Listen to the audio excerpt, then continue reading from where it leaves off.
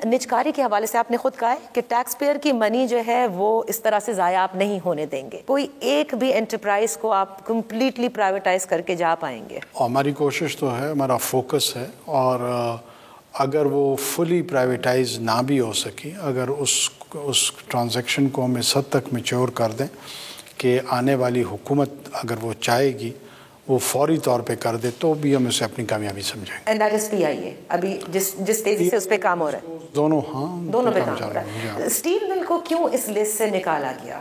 اس پہ ڈیلیبریشنز چل رہی ہیں. ایسا نہیں ہے کہ اس کو ہم نے اشکاری کے عمل میں نہیں رکھنا چاہتے ہیں، لیکن اس میں 2-3 ماڈلز پہ ڈیلیبریشنز اس وقت ہو رہی ہیں.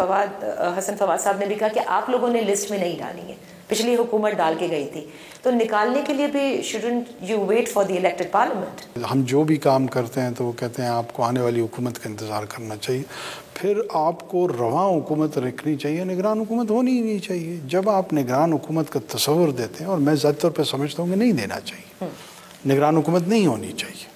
آپ کی ڈیموکریسی اور پولیٹکس اتنی میچور ہونی چاہیے کہ ایک انکمبنٹ حکومت الیکشن کرائے اور پیسفل ٹرانسفر آف پاور کرے.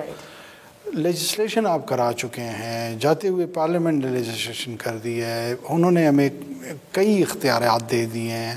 پھر اس اختیارات کے باوجود لوگ یہ سوال جب اٹھاتے ہیں کہ جی آپ کیوں کر رہے ہیں، تو ہم نہیں کریں تو کون کرے گا؟